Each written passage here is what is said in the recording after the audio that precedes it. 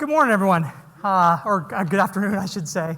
I'm Mark Daigle, Global Leader of the AWS Partner Training Organization, and I joined AWS about a year ago, and I'm absolutely thrilled to be here with you today to talk about how together we can go from dealing with a potential shortage of skills relative to AWS and driving towards, via training and certification, a time where you have a highly skilled and innovative organization that can help best meet your customers' needs.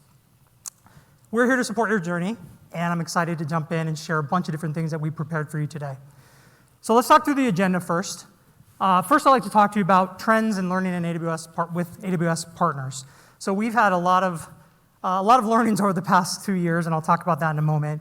And we want to share with you what those trends are that we're seeing and help you best prepare for what the path ahead looks like for all of us. We also, in the spirit of diving deep, we commissioned a study to really learn about what's the value for AWS training and certification to partners. So as you invest in building out your skills for your organization, we wanted to make sure we more deeply understood what that return looks like for you. And there's a bunch of different things that we learned, and I'm excited to share with you those findings. Then, though, we also want to talk about how do you transform your workforce. So as you chart your path forward and you all have a training and certification strategy for your team and how to upskill your people, what does that look like, and what role can we play to support that journey for your organization? And then also, we find that a lot of times the first step is the hardest step. So I want to talk through what are the best practices that we've observed, what are tips and tricks and kind of our mental model to help you prepare to build the right skills for your organization so that you can best support your customers as well. And then if possible, we'll try to reserve some time at the end for some Q&A. This isn't a huge group, so we should be able to make sure that we carve out some time for that. All right, so let's jump in. Okay, so here we are, 2 years in to the pandemic. I'm wearing a mask, which is a first for me, as we are all here in Las Vegas, and everybody had to jump on a plane, and we've learned a lot as the pandemic has impacted us all in a variety of different ways. It's touched us in some way, shape, or form. But there are insights that we've learned in terms of how people learn with respect to what COVID has taught us. And part of that was looking through the different phases of learning. And what we noticed was that a lot of it is industry dependent. So depending on where you are and what type of industry you're working on, the way that folks had to react and deal with COVID was different. And so if you look at industries like travel and education, for example, the shift was immediate, right? It was very dramatic. They had to go from a point of business as usual to a point where they were dealing with how do they actually make it safe for their employees and for their customers, right? In education, how do you deliver virtual training for kids or college students, for that matter, that are going back to school, or at that point it was in March, so it was the middle of the school year. How do you pivot really quickly using technology to help facilitate teaching? And then you look at other industries such as like e-commerce, or really any kind of a industry where they were able to quickly pivot into a remote working model. How did they do that so quickly, and why? And there was a lot of lessons learned, again, which I'll dive into in a little bit here.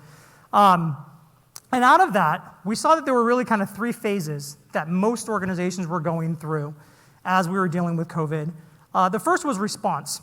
And that goes into, if you use the education, for example, how did you immediately respond to what COVID taught us? And a lot of that was driven by technology. So for those of you that have students, I have a 12-year-old and a 9-year-old at home. We immediately were looking at a third-party product to run the classrooms. And the school did a fantastic job, but they were forced to really evaluate how could technology play a role. And they went through that initial phase of response to figure out what was the best way to continue to kind of survive at that point. And those were the initial weeks and months as COVID started to take shape and take hold. The next phase that we noticed was recover. And that is as folks in different industries started to understand what they were dealing with, which was the first phase.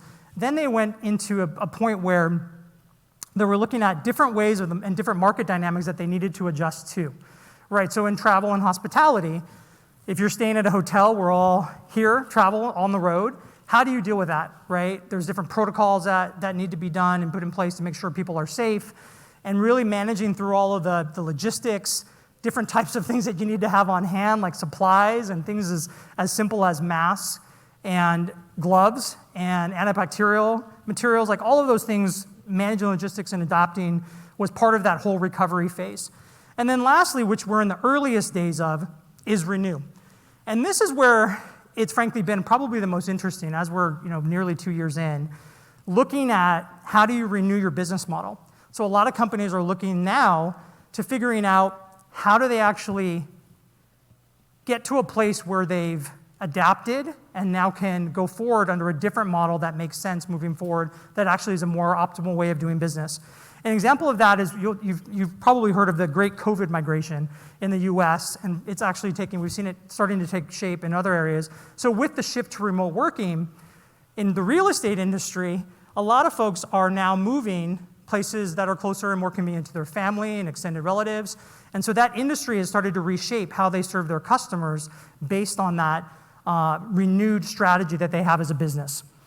So the other thing that's really important, though, is as you're talking to your customers, there were a few things that need to be, technical difficulties, my bad. There were some interesting things that needed to happen as customers were, what you need to know as you serve your customers. And the first was the appetite for risk has changed. And we've heard this from customers and partners alike, where what was okay for them before COVID hit and what's okay now have drastically changed. And again, if you think about like your own personal habits that have been impacted by COVID, it's very similar to what a customer is going through. So the way that you shop, the way that you go to dinner, watch a movie, travel, like all of that has changed. And your customers are going through a similar cycle. So it's really important as you talk to your customers to more deeply understand where they are on the cycle of risk, of their appetite for risk. And we've seen that pretty consistently, that's really important that you're having those conversations so you understand where they stand, where they reside on that spectrum.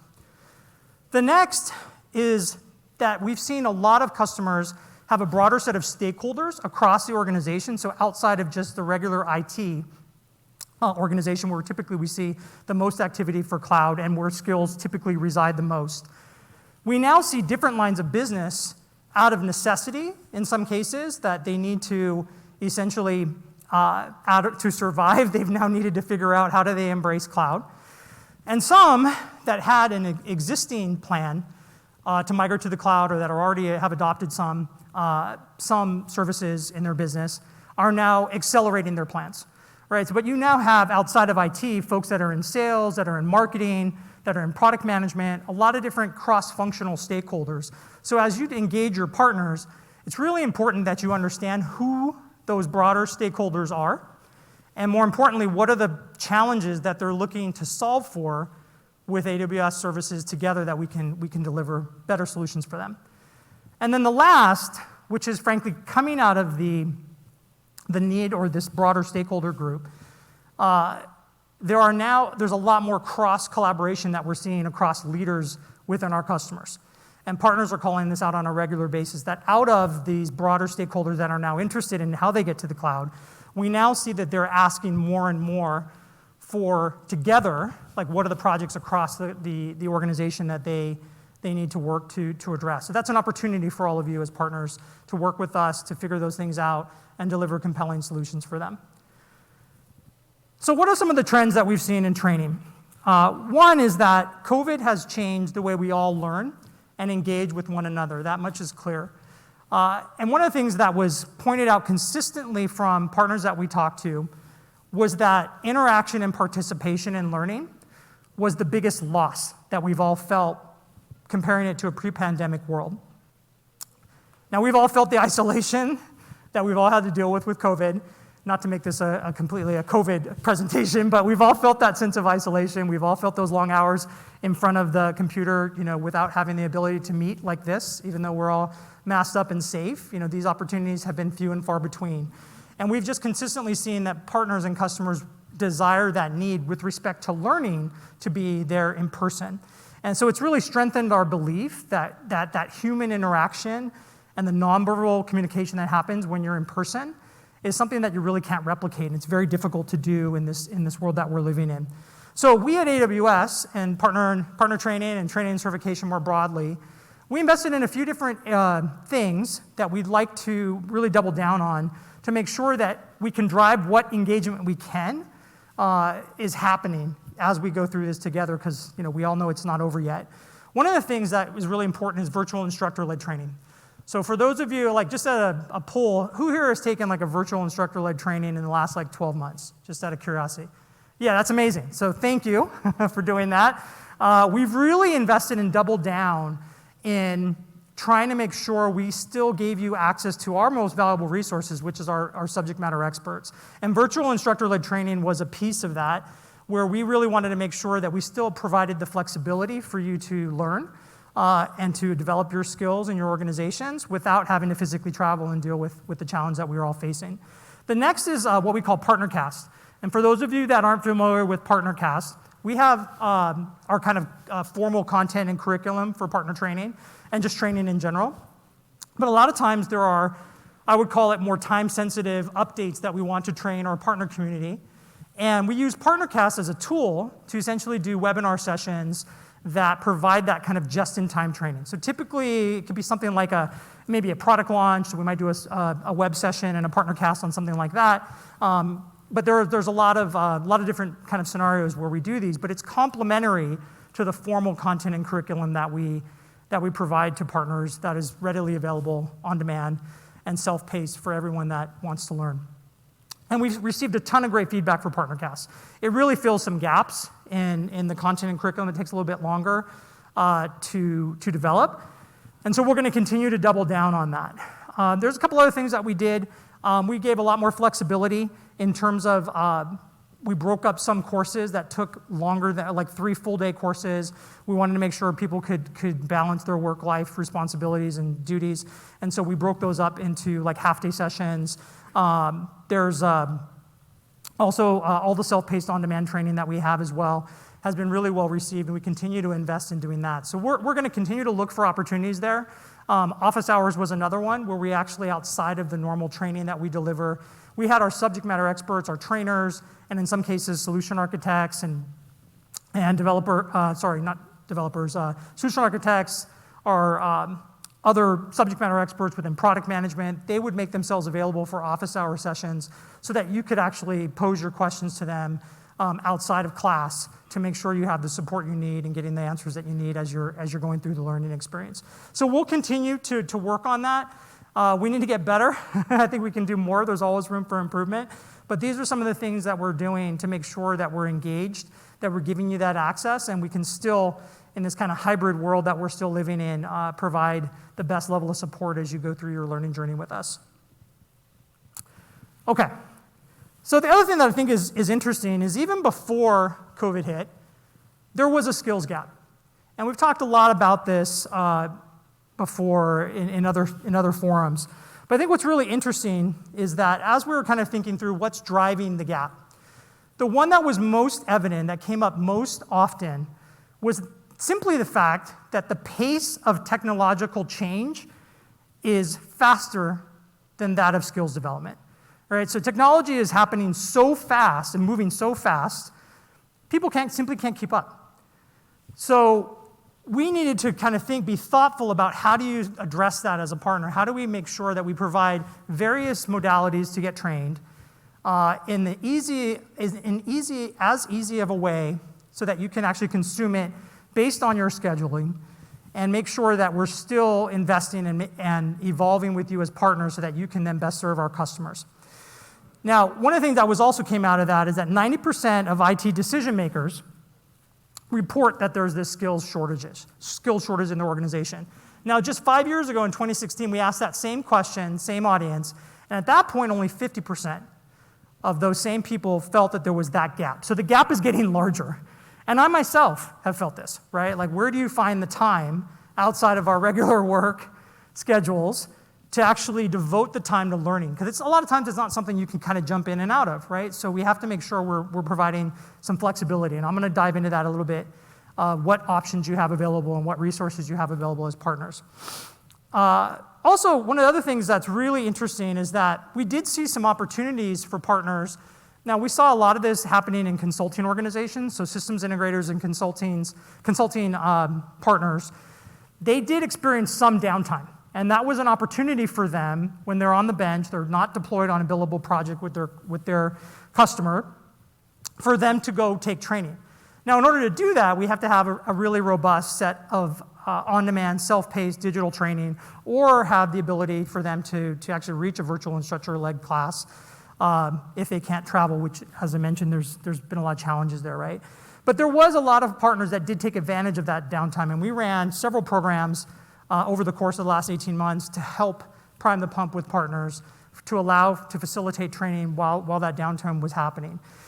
The other thing that was really interesting is that we've seen when asking customers what they expect, customers expect that when you as a partner show up, that there will be a knowledge transfer. And one of the interesting reasons that they're looking for that is going back to the skills gap, right? They recognize, customers continually tell us that they're having difficulty retaining and recruiting employees with the right skills. So at a minimum, as you're engaged with customers, it's really important that as you're delivering whatever the project or solution that you're doing, that you're also planning for the change management as well as the training that you can do for customers as a value add, right? Because they really need that to help them develop their own people and to address the skills gap that they're seeing within their business. Now, so if we double click into this a little bit more, IDC is quoted as here on the right-hand side of this slide, by 2022 that they estimated the financial impact of the gap that we're talking about will grow to $775 billion worldwide. And that's just more than doubled from what it was in 2019, right, where it was sitting at roughly $302 billion. And that obviously has a lot of downstream implications, right? So if you think about the lack of having the right skills in your organization, there's all kinds of things that happen that can be attributed to not having the right people with the right skills to drive your business. Now, on the left-hand side, a separate study broke that out. So if you go through and look through some of those categories, enterprise customers, when asked of the impact of not having the right IT skills in their organization, what does it have? From top to bottom here, you can look through a few of these, but essentially, they're losing business to their competitors. They're losing revenue in general, so there's the opportunity cost of losing revenue. There's the growth that's associated with that. There's customer retention and satisfaction, right? Happier customers want to know that they have folks on site delivering solutions, doing that knowledge transfer, and making sure that they're growing from their investment as well. But what's interesting at the bottom of this, when asked, the greatest number is actually that the increased importance of training, 56% of enterprise customers said that above all those other categories was where they're seeing the most impact of not having the right skills. So again, it underscores the need for us to work together. Like, we're all partners here, and we want to make sure that we're working together with you to chart a path so that you can address the gap, and we can work through that together. Now, with that, I want to talk about a partner of ours, Deloitte, and the concept of an AWS Skills Guild. So a Skills Guild is essentially a comprehensive program that we run. So there is an AWS Skills Guild team. And they're essentially running an enablement program that's dedicated to, we do this for customers as well as partners, with the goal of building cloud fluency across the organization and essentially setting up a model for that organization to then take over running that program internally so they can run it in perpetuity, right? That it becomes part of their culture. So you can run a guild with our help to facilitate that, and then at some point, the culture will be there, the mechanism, as we like to call it, will be there, so you can continue to build that rigor within the organization to develop your people. And that has a lot of side benefits that I'll go into in a little bit here as well, of building that culture. So with Deloitte, who's in the business of business transformation, they launched their guild in Australia in May of 2020, with the goal that the cloud would be an enabler of their business. And I'm excited to share with you a video from Deloitte so you can hear about it from them. Deloitte's in the business of business transformation. Nobody comes to Deloitte because they want their business to run the way it does today. And cloud is a phenomenal enabler of transformation. I think one of the most exciting things is that cloud is a major revolution, not just in the technology that business depends upon, but on the way business is done. As a leading consulting business, we advise our clients on complex technology transformation. It's important that our people will be well equipped to navigate through the world of technology. The Deloitte Cloud Guild will take professional development around cloud knowledge to the next level for our people. All of us, from the most recent graduates to the partner who's been here for decades, has the opportunity to learn brand new things every day. We realized that people from all over the organization want to have impact, want to be the part of Deloitte Cloud Guild. One of the key principles of Deloitte Cloud Guild is for us, by us. And that's exactly how Deloitte Cloud Guild was built. I feel more confident after doing my certifications and learnings with the Deloitte Cloud Guild. I joined as a graduate, and since then I've worked in different industries. I've worked with superannuation, I've worked with retail, and one of the biggest energy providers as well. So that opportunities is what I've got from Deloitte Cloud Guild. My new understanding of cloud has really helped me bridge all the client's needs with our technical work. It makes it much easier to explain to the client what our team is doing. It also helps me link the business requirements back to what we're building. The technology is changing so quickly and the new products are coming up so fast, sometimes it's really hard to keep up. Thanks to me learning continuously, I know my clients can rely on me and my knowledge to help them innovate their solutions.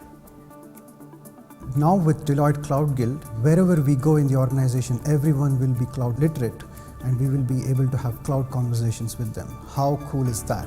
And that has an everlasting impact when they go to clients and talk about cloud.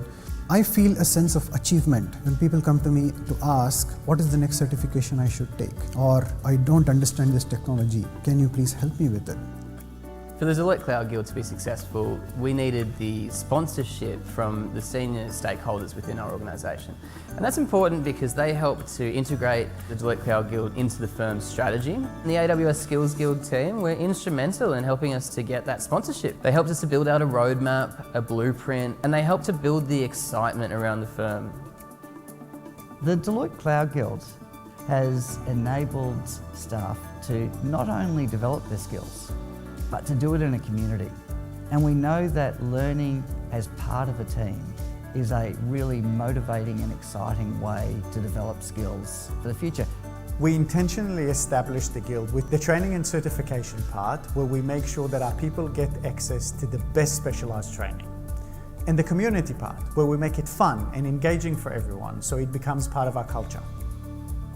AWS has been a really important alliance partner for us. So right across Asia Pacific, we've been developing the skills of our people in partnership with AWS.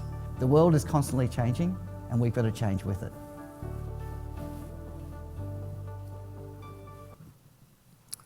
So I love the quote from the woman that was saying, "For us, by us." And that really resonated with me when I first watched the video because there's that sense of ownership. And we talk about, the benefits, there are many with investing in doing a skills guild for your organization. But that sense of ownership is really, really important. And we see that has driven a lot of adoption and kind of this swell around building their skills at Deloitte. So it's great to see that. Now, as we continue to transform at a rapid pace, organizations need that expertise to achieve their goal. And we do continue to see this critical shortage of skills across many organizations, and managers, frankly, that are many times expecting to be able to hire their way out of that shortage are in for a really rude awakening. We've seen many examples, unfortunately, where folks are thinking they're going to be able to recruit their way out, and that really puts them at a disadvantage when they look for critical skills. If you look at whether it be cybersecurity or machine learning or data analytics, really kind of core areas where they need to invest. they're just not able, it's a very shallow pool of talent as they try to recruit. So it's really important that we start to think about how do you actually look to within for those answers to build the right capabilities for your team. Now, we can disrupt this cycle and better serve our customers by investing. And that also has a side benefit of developing a loyal and productive and frankly more profitable practice as you go down the journey with us together. So this is precisely why we exist. And I want to go through now some findings that we discovered as we commissioned a study with the Enterprise Strategy Group, or ESG.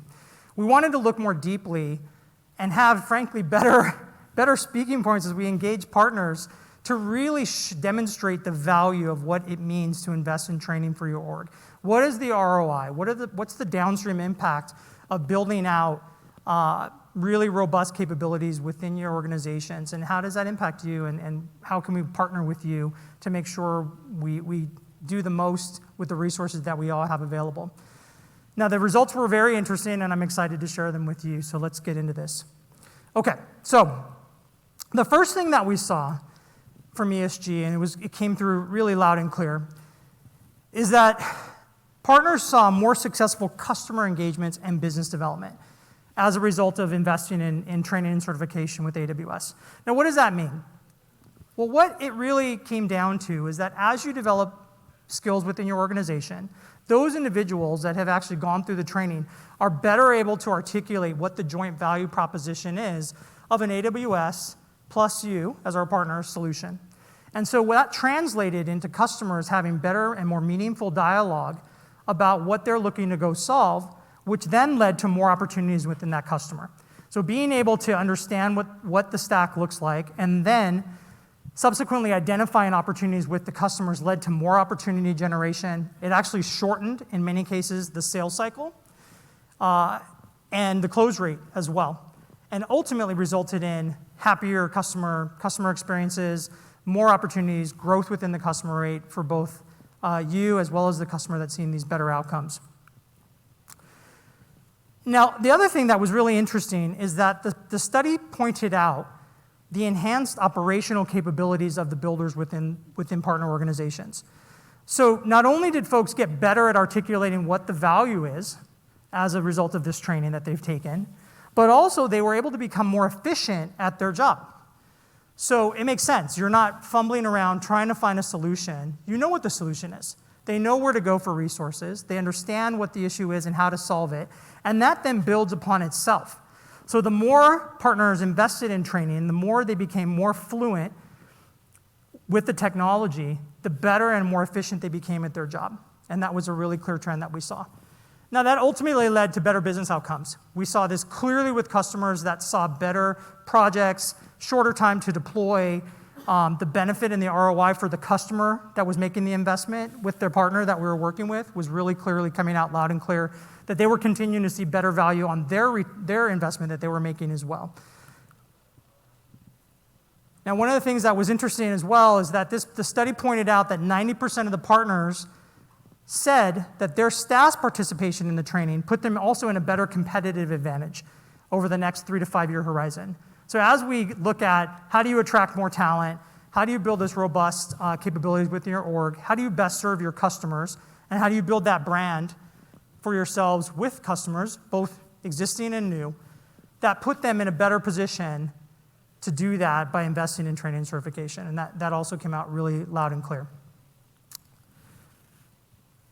So I want to now double click into a couple of other things that were really clear as well. And I'll walk you through this in the sense of an individual experience that's going through training. So there was kind of several phases that we saw as an individual as we looked at the individual that's going through a training and certification journey. And there was several key things that came out in that individual learner's experience and how they themselves benefited, as well as their customers that they serve benefited by taking training and certification with us. The first thing that came out was that they established themselves, were better able to establish themselves as a trusted advisor within their customers. So they built this trust. As they exited training, they now could talk about and give better advisement. And that led to a bit of a virtuous cycle. As they start to make recommendations that make sense, the customer then started to really lean in and provide more exposure to them about other projects that were going on within their organization. They started to help that customer look around corners, which developed more trust and ultimately more business that they did together. Now, what that drove was a lot of improved innovation. So there was a shift that we saw with partners that were made the investment in training, that they moved from a place where they were starting to spend the majority of their investment capital and doing projects that were really about keeping the lights on, and then shifting to a point where they were actually driving innovative projects for their customer that actually had a much, much larger impact for them and also continued to build the business that they had with that client. I mentioned this earlier as well, but this is a slightly different. This is more around the individual, around improved efficiency. So if you think about, like, if you're a solution architect, for example, and you've just gone through training, the way and how efficient you go about your business, whether it be architecting a solution, the blueprint that you need to put out, as you get better and more technically adept, you're able to then drive better suggestions more quickly to go through that whole process to walk your customer through. And that then begins to scale across the organization. So you start to see high performers sharing that best practice across their organization. That works both ways as well. So it works within the customer as well as within the partners that we're seeing the best results of their investment and ROI that they're seeing from training and certification. So it drives a lot more operational efficiencies, both at the individual as well as the organizational level. Now, I talked about employee retention. Now, that individual now has gotten their certification, whatever it may be. They've built the trust. They're driving great innovation with their customers. They're more efficient and happier in what they do. They're also less likely to leave. And I will be the first one to put my hand up that, making sure that we're recruiting and building our team is an ongoing battle, right?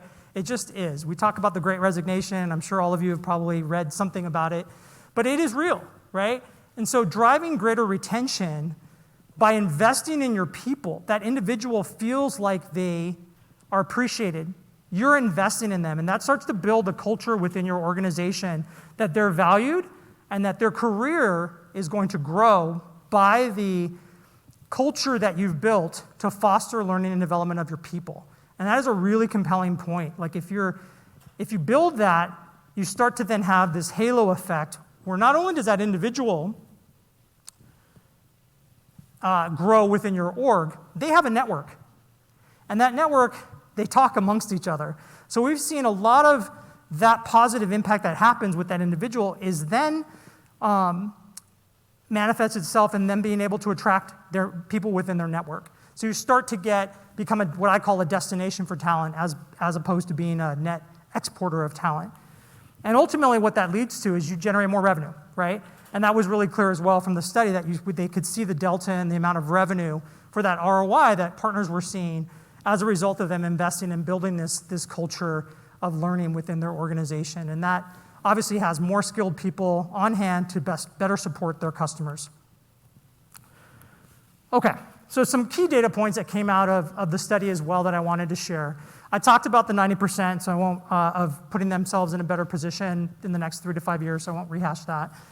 But also, it was really important that customers that were asked wanted to have certified resources on hand to deliver the projects that partners were responsible for.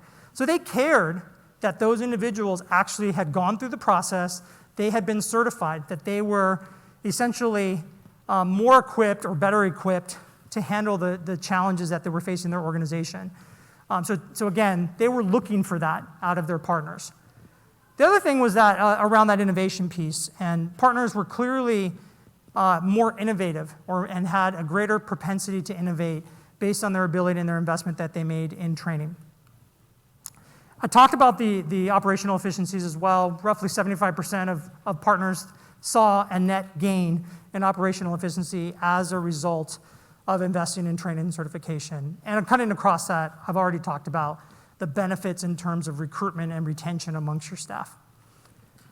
So with that, I want to talk next about another partner. I've got a few stories that I wanted to share with you. HPE has got a long legacy and heritage of innovation, and they have a 360-degree partnership with us. They have some services that are running on AWS. Some of you may be familiar with the Common Cloud Platform from HPE, Aruba. And they found themselves as well, over the last couple of years, with this skills gap. And they made a conscious effort to also invest in their people. And we put together a video to share with you what their experience is. So let's go to that. HPE is driving a cloud everywhere strategy. Our goal is to meet our customers where they're at on their cloud journey, whether that be at the edge, the data center, the colo, or the cloud. We see more and more customers looking for cloud strategies, and our partnership with training and certification really drove that requirement that we have from our customers. The AWS training program really enabled us to enhance our delivery resources, experience, and expertise on AWS cloud. This is a critical part to what our customers around the world are asking for to have deep cloud experience. COVID has forced a number of changes on customers in the past year plus. Customers have had to rapidly shift and reprioritize movement of their infrastructure to cloud platforms such as AWS. So last year, customers had to do that in a very hasty fashion. And now circumstances are changing. It's giving customers an opportunity to go back and to revisit what they did previously and optimize that so that it's more suited for present day and sets them up for the future. And so HPE has been instrumental in helping with that, and we're utilizing the knowledge and skills that we've gained from our AWS certification program to help customers re-envision their systems for this new world post-COVID. HPE has an established partnership with AWS, and so we've really been able to work together to bring about the learning that our team members need, including a learner needs assessment that we've done, and then also developing a program in 2020 that was 4 weeks long, and it was a blended learning program. Over the course of the first 4-week program that we did, we had over 800 team members go through that, and because it was so successful, we repeated that program multiple times during the next 12 months. The result was that we had over 2,000 accreditations, and we had over 518 certifications added to our HPE team. We plan on extending our AWS training and certification to more delivery resources within the HPE delivery organization. As well, the people that have already taken trainings, we want to continue to evolve their skills and expertise to drive that intimacy with our customers. So we're really looking forward to driving more trainings in the next year and really driving that expertise that our clients are looking for. I love seeing our partners in action, so hopefully these videos are good for you to watch through as well. And I have a couple more examples I'll go through in a little bit here. So now I'll pivot to how you get started. I wanted to share with you, what do we have available to you as partners, and how are we making an investment in helping you to build your skills? So the first is around our digital training portfolio, and I have an announcement I'll make in a little bit here. For those of you that didn't heard, we did announce a pretty significant new offering today by Maureen Lonergan, who leads training and certification globally. So digital training, so free, self-paced, on-demand courses. We have over 500 that are available today, and that's easily accessible for anyone here and all of our partners to make sure that you're getting that training that you need and more topically based. Classroom training. So we have a couple of different ways you can access that. I mentioned virtual instructor-led training. There's also in-person training. So we're still doing that. It depends on where you are in the world, but there is still the ability to go to a course in person. It's typically based on where you are located in the world, and that's an ever-shifting model right now with what we're dealing with COVID, but we will figure out a way to make sure we're offering that where and when it's safe. Accreditations. So some folks may ask, what's the difference between an accreditation and a certification? So accreditations are essentially when you go through a path, and we have 3 accreditations that are available to you, business technical and cloud economics. And when you go through the course, which is digital, you actually, there is an instructor-led as well, I take that back. But you can go through that, and when you take the exam, it's actually proctored by AWS, right? So it's basically you go through an assessment, it's AWS proctored. Then certification, as you go through the more technical courses, and you go through a technical track to reach a professional or specialty certification, or there are foundational and as well. When you go through that, the actual certification exam is proctored by a third party. So there's a third party, separate, independent organization that actually goes through and validates that. And those are things, obviously, you would have badges and things that you can put on your various social media profiles and whatnot to make sure that folks understand that you've gone through that process. Typically, accreditations are things that you want to start. They're a good starting point. So you start there with folks. You can figure out what roles within your organizations are the right ones to start with that foundational learning. And then over time, you can figure out which of the folks within your organization are the ones that actually want to and need to go on to take formal certifications. And I'll show you what those are in a moment. So if we do a little bit of a double click into that and what it looks like, this is a brief summary, but it gives you some sense of partner training versus technical training. So from partner training, it's designed to really help you build those foundational skills and show have a best practice approach to how you're engaging your customers. Now we have the accreditation courses. There's both business and technical, as I mentioned. They also range from foundational to intermediate to advanced training. I talked about PartnerCast as a complement to that, and that's something you can look at. There's a huge catalog of PartnerCast sessions that you can also view. And again, those are typically an hour sessions, so they're easy to consume. There's no cost to any of this, which is really also something big that we want to make sure we're mentioning. So none of that comes to you at any cost, right? And we go through and we offer a fair amount of digital classroom and virtual delivered classes as well. And in some cases, we'll do private delivery if it makes sense and we have the right numbers, we'll do that as well. Now, from a technical training perspective, there's a couple of different options there as well to go that last extra mile to finish the formal certifications for folks that are building those technical skills that you need. Now, we have AWS direct delivered courses. Those come, every partner here that's part of the partner network will get a 20% discount on any instructor-led training. And then we offer a highly subsidized option to receive training through an AWS training partner. So it can range up to, it's typically 50 to 70% of a discount and an exam voucher. And those details are listed on Partner Central. So if you log into the partner portal, you can see what programs are available to you as a partner to make sure you're getting the right support there. So it's at a discount to go through that. And again, we invest pretty heavily in making sure that we have as low a bar as possible to remove any barriers to make sure everybody's able to fulfill their strategy on training and certification needs. And private delivery there is available as well. I want to briefly touch upon, I've got a couple other success stories I wanted to talk through with partners. So in this case, Smartronix, I'm not sure if any of you are familiar with them. They are a public sector solution provider that with us. And what was interesting in there is they deal with a lot of heavily regulated workloads in the public sector, US public sector, I should say. And one of the things that they were facing as a challenge was they had gone through a couple of major acquisitions, and they basically were looking across their organization and found that many of the individuals, they didn't really have the same level of working knowledge of the cloud.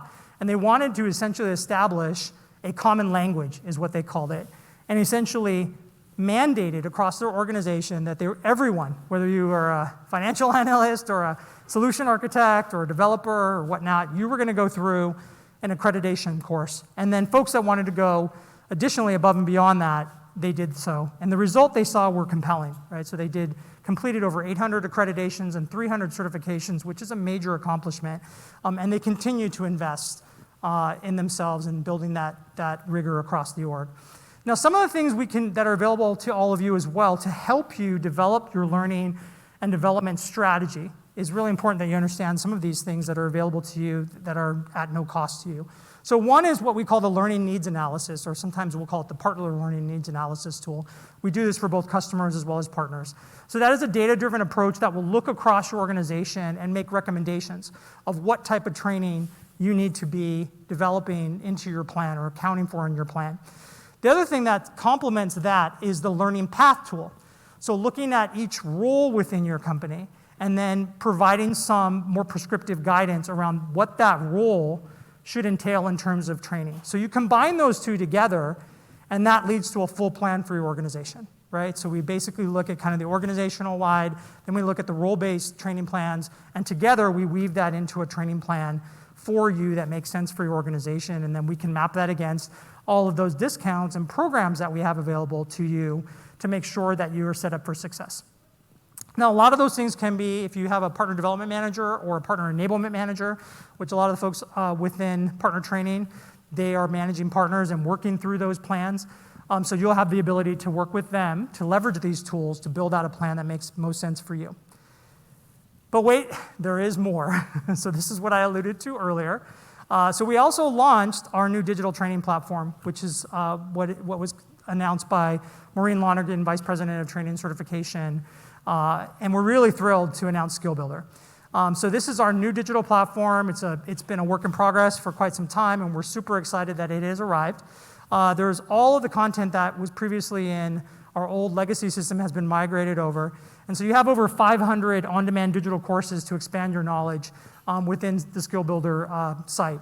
We're going to continue to invest in there, so there's a bunch of things that are going to be announced that will come out with added functionality, additional things that we can do, labs that will come out as well, that there's a small fee for some of the labs today, but just having a really robust training environment, lab environments that are available to partners. All these things are really, really important. Now, you may ask why we did that, and it's really because we want to continue to invest as well. So as we talk to partners, as we talk to customers, we ourselves knew that we needed to get better and provide a best-in-class experience for our customers and partners to learn. And so Skill Builder is a manifestation of that, and we're super excited about what it is today and even more so what it's going to grow into. So I would encourage you to take a look at it and explore Skill Builder, which was just, like I said, just recently announced.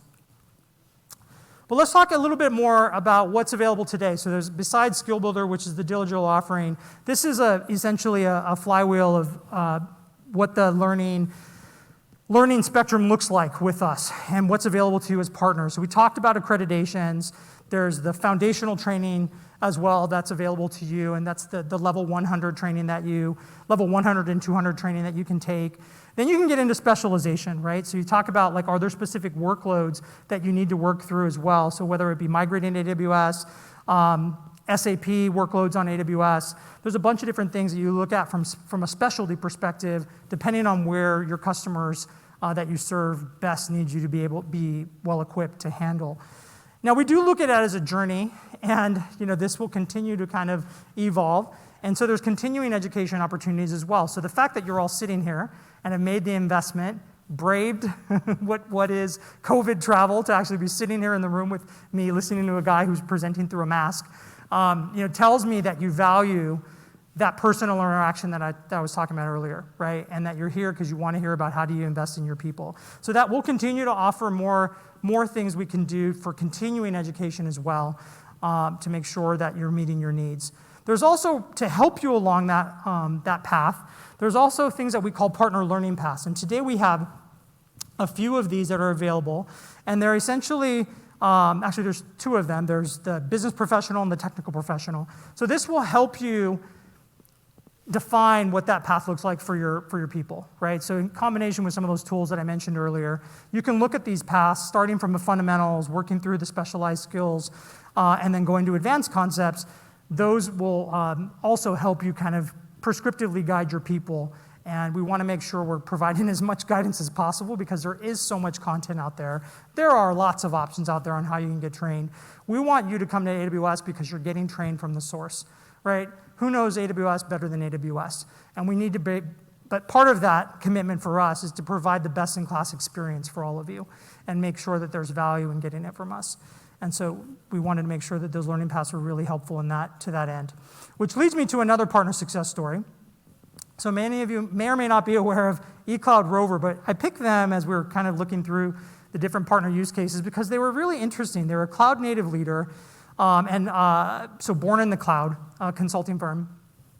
And they have an IoT competency. They actually have 7 competencies. They've essentially made, similar to Smartronix, that made a deliberate motion to invest in their people. They actually made getting trained a metric of performance for people within their organization. So making it part of the rigor of how operationally they ran their business. So people all understood, oh, they're serious. Like, getting trained is not an option. We all need to really invest and embrace what it means to get trained. And so they've seen really incredible results. And these competencies are not easy to achieve. I'm sure, hopefully, many of you have them in this room. But they have achieved, by way of doing that, over 300 AWS certifications, and they continue to grow their business with us. So it's definitely a success story that I wanted to call out. Okay, so I'm a visual learner. So I wanted to also share with you the actual certifications that we've been talking about. So these are the 12 certifications that we have today, ranging from foundational through associate and on to professional and specialty. So you can get a sense of what we're talking about here. I won't spend it, it's kind of self-explanatory, as you can kind of read through these. Hopefully a lot of you are familiar with those. So I won't spend a lot of time on this slide, but just to give you a sense of what I'm referencing. And there are no prerequisites to this, so really it's up to your learners to figure out where they want to start and stop, right? This is just a journey. Everybody's journey is different. We want to make sure we're there to provide you the guidance as you invest in meeting your needs. I'm also really excited to share, for those of you that didn't hear about it, is that there's a 13th certification that's being announced, and that is around SAP. So one of the primary reasons we did this is that there are over 5,000 active customers running SAP on AWS. And these are big workloads, big customers.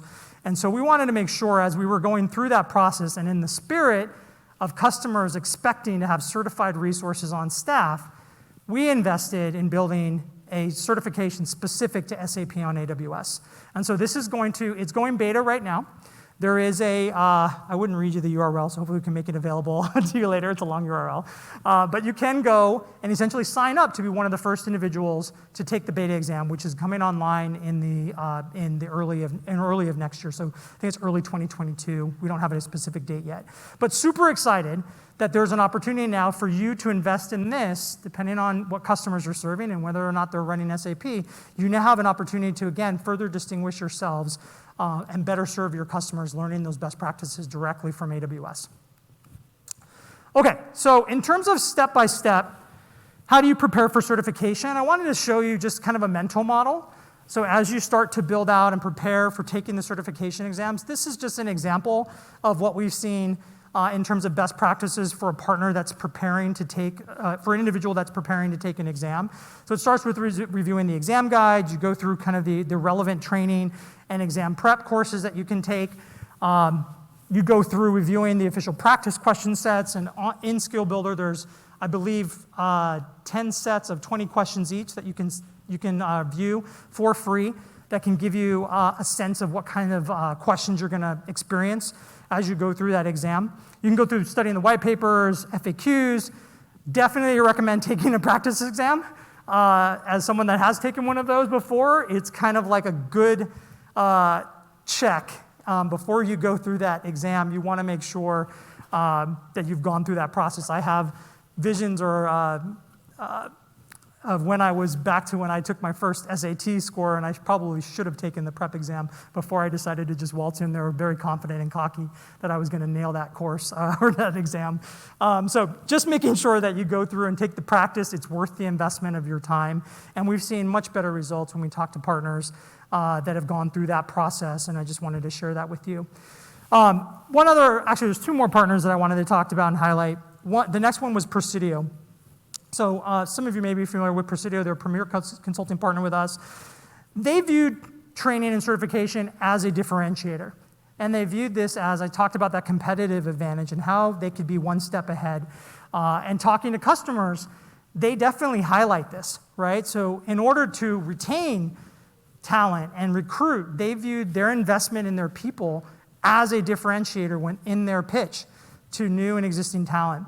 And they made it part of the DNA in the company. And as a result, they've achieved over 900 certifications company-wide, which enables them to continue to best serve their customers. So they're a great example of someone that's really been doing this for quite some time and have invested in building their people and thus have a lot of certifications on hand to best serve their customers. One thing I also wanted to call out, because I'm not sure if everybody was aware of this, but you also want to make sure that all of your effort that we're talking about is recognized. So we have a program called the Certification Distinction Program. And what that does is it essentially looks across your organization, and once you hit certain thresholds, starting with 50 certifications within your org, ranging up to 2,000, you actually automatically, as part of being a partner with us, you will actually automatically be granted a badge. And you can use that in your go-to-market efforts, and essentially, you're distinguishing yourself by reaching those different thresholds of certification. So it's really important that you do that. Now, part of that, what's also really important, is that we do have an ability now for individuals to maintain the integrity of their individual cert, but also consent to share with you that they have been certified. And by doing that, we preserve the individual cert, but also can track at the aggregate level for your company how many people across your organization are certified and for what. And that's what the second bullet here around certification consent speaks to.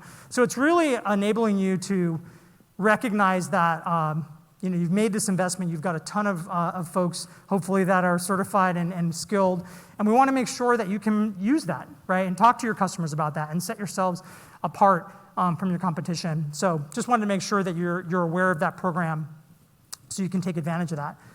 Now, the last partner testimonial that I want to talk about was Accenture.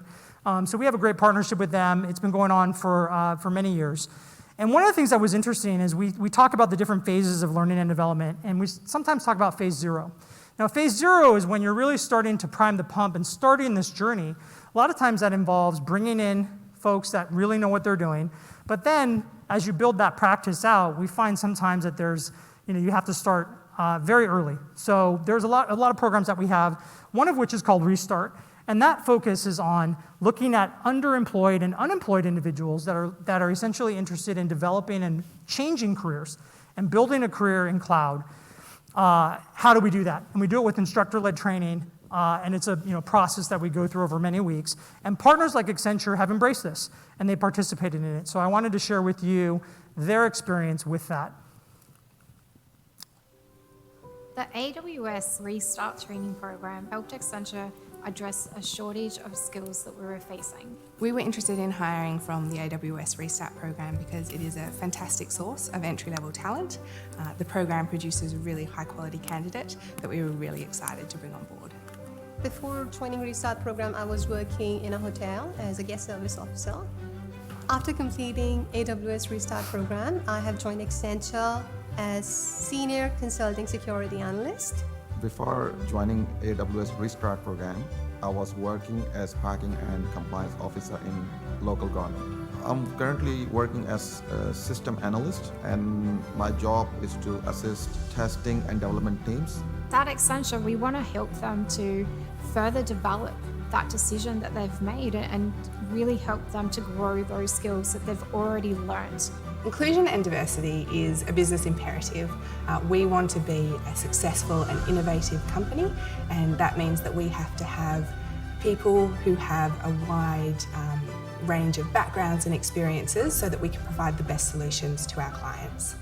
We always want our employees to feel at home at Accenture and to really build their careers with us. We see these graduates as our future leaders, and we want these graduates to come in and build their careers and stay with us long term and see a real future with us.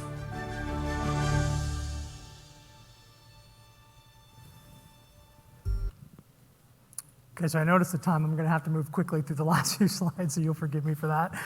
These are the learning journey as we look, again, kind of sharing best practices of what a time horizon looks like as you go from foundational through the more deep technical skills, just as an example of that as you build your organization's capabilities. Now, if you're not sure where to start, I think it's really important, and this first bullet really speaks to that, is that you have to have somebody in your organization that is your designated leader. You need that evangelist to really serve as that catalyst within your organization to build that excitement around learning, to drive that within your organization, to create that thirst to learn, and to build that culture that we see time and time again bearing great reward for both your customers and your partners. So decide on which roles require the training. So you look at both from a technical perspective or from a business perspective, what skills do you need to really map out, and going through and leveraging some of the tools that I mentioned earlier. And start at the accreditation level, right? Start at the foundational level, you go through that process, you start there, and you can grow from there. I also would ask that we have a lot of folks from the team here, so it's an opportunity to meet our experts in person. We're at booth 1719 here in the Venetian. So I'd love for you to stop by the booth if you have the time to engage our folks, answer and have more in-depth conversations with them. So I wanted to make sure, and they'll be here all week. And then as a call to action, start your learning journey today. You can find resources that's the Skill Builder website there to find training that I mentioned and that catalog of 500 courses. I think it's a great opportunity for us to start to leverage that the great news site that we've invested in for all of you. You can log in and look through all of the free partner resources in Partner Central, and you can learn more about everything that I just talked about at the partner training site as well for reference as you leave. The last thing I will say is that this is the inspirational slide, and I talk about learning and building and then rinsing and repeating because it is a journey. I think it's been really interesting as we look through within AWS and training and certification and other organizations that I've been at. It's really obvious that making this intentional motion towards investing and valuing what training and certification can do reaps incredible rewards for both you and your customers. Now, I personally have seen this as well in action, and as my mother would always say that education is the great equalizer. It's something that can never be taken away. And as I went through my schooling, it opened doors for me that frankly I never thought were possible. So I think it's both professionally and personally, it's one of the reasons why I came to AWS, because I think there's a huge impact we can make if we invest in our people and invest in building that culture that we've talked about. So with that, I want to thank you for your time. I want to thank you for your attention. And above all, I want to thank you for your partnership. Now, I did promise for time for question and answering, but I am 2 minutes over, so they're going to give me the hook here. But I will be outside, so if anybody does have any questions, please do stop by and we'll talk, okay? Thank you.